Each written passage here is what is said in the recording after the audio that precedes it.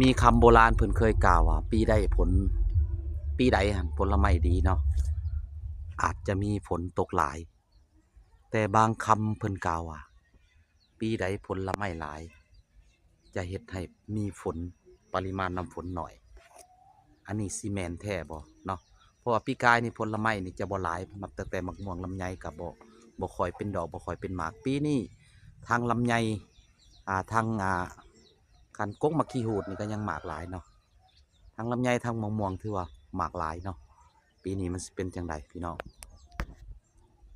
มันสิแม่นแท้บ่กับคำโบราณแล้วเราสิโกงกันขามเนาะแต่ว่าผลไม้ปีนี้หลายเนาะหาคำตอบเอาเองเด้อพี่น้องเนาะมื้อนี้ถือว่ามาให้ชมผลไม้เนาะหมากม่วงไข่พี่น้องเนาะปีนี้ถือว่าดกเป็นพิเศษเนาะปีกายนี่บ่เป็นหมากเนาะพี่น้องเนาะอยู่ไสคือกันเนาะปีนี้ถือว่าหมากม่วงไข่สุดยอดเลยเนาะอยู่ทางเขตใดมุมใดของ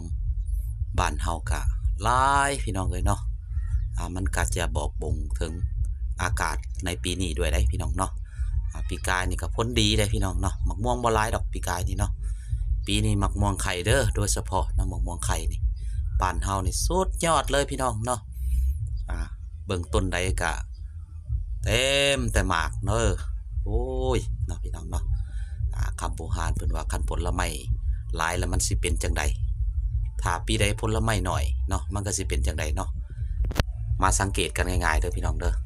ปีนี้หมากไม่หลายเนาะหมากไม่หลายโดยเฉพาะหมากม่วงนี่ต้นใดต้นนั่นอยู่ไสคือกันพี่น้องเนาะ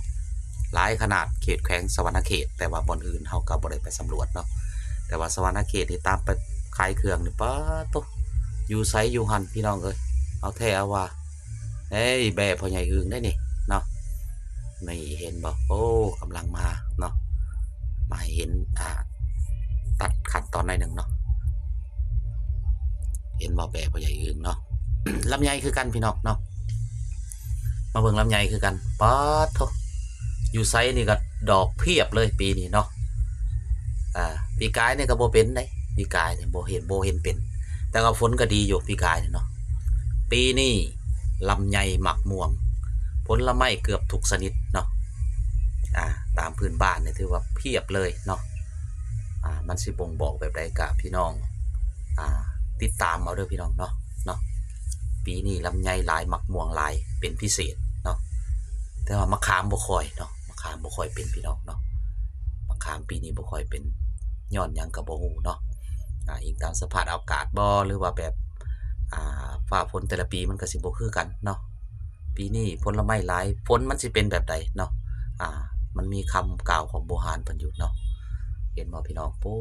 โตดกขนาดเลยตัวนี้เนาะอ๋อโถๆๆๆซ้ำสิกินเนาะอันนี้ยังว่าลมพัดไปยังมันส่ำนี้เลยพี่น้องเอ้ยเนาะหลายคนก็สิฮู้แหละมะม่วงแต่ละบ้านเนาะถ้าเป็นมะม่วงไข่นี่เบอร์หนึ่งเลยบ้านใดบ้านนั้นเฮือนใดเฮือนนั้นเนาะถือว่าหลายเป็นพิเศษเนาะสังเกตเอาพี่น้องเนาะหลายอีหลีเนาะเป็นตาสะอ่อนเนาะมาเห็นแล้วเนาะอีกอย่างก็คือต้นใบขี้หูดเนาะปีนี้ถือว่าติดดอกติดหมากขนาดเลยเนาะติดดอกติดหมากขนาดเลยหลายพี่น้องเนาะต้นน้อยๆดอกสูงประมาณเมตร70-80นี่แหละเนาะถือว่าเป็นต้นไม้ที่ว่าเขาสามารถใส่ใบนี่ไปปรุงอาหารเนาะประเภทอบประเภทต้มแบบนี้เนาะแต่ผิวของใบขี้หูดนี่เนาะหมากมันนะเนาะเขาก็ไปเห็ดเป็นประเภทตำเครื่องแกงเด้อพี่น้องเนาะเครื่องแกงก็ได้เนาะปีนี้ดกปีกายนี่บ่เห็นเนาะปีนี้ก็ดกอีกหมักขี้หูดหรือว่าใบมะกรูดนี่เนาะเป็นใส่ปรุงอาหารก็ได้เนาะมันหอมกลิ่นหอมเนาะหรือว่าผู้ใดแบบเมื่อยๆวินๆก็ย่องๆใบมันดมได้เนาะพี่น้องเนาะพ่อใหญ่อึ่งก็เลยมาให้เห็นเนาะว่าผลไม้ปีนี้ดกหลายเนาะต่างแต่ว่ามะขามบ่มีปีนี้เนาะมะขามสมบ่ค่อยหลายเนาะสังเกตยังไงไปขายเครื่องเขตบ้านนอกก็เพิ่นแกะมะขามสมแต่ละปีนี่ผู้ค้าเอาในมันมากินเลยมาขัวกินแต่ว่าปีนี้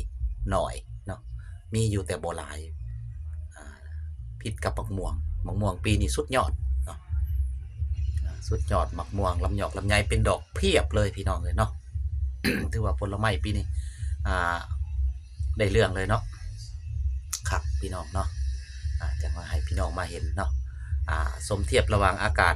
ปีก่อนกับปีนี้มันสิมีความแตกต่างอย่างไรพี่น้องลองสังเกตเอาเองเด้อเนาะลุงอึ่งก็มาให้เห็นสมเทียบเนาะระหว่างปีกายบ่ค่อยมีผลไม้เนาะมักม่วงก็น้อยแต่ปีนี้ดกเป็นพิเศษมักม่วงกระซ้อมักม่วงต้นมักม่วงไข่เนาะทุกประเภทมักม่วงอยากว่าดกเลยปีนี้พี่น้องเอ้ยเนาะอยากว่าดกสมควรเนาะคือว่าแต่ละบ้านแต่ละเฮือนถือว่าเกียมกินรถพี่น้องมักม่วงสุกเฮ็ดกวนเฮ็ดหยังก็ได้เด้อกวนมักม่วงแพนไปจังซั่นในเรื่องได้พี่น้องเอ้ยเนาะนี่มาให้เห็นบรรยากาศข่าวๆเนาะและก็ให้สมเทียบระหว่างอากาศปีนี้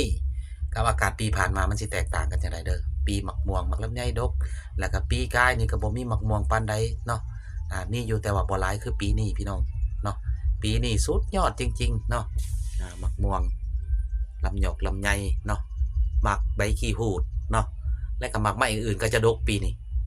สังเกตง่ายๆเด้อเอาอย่าลืมเด้อพี่น้องฝากกดไลค์กดแชร์หน่อยเด้อบ่าวสวรรค์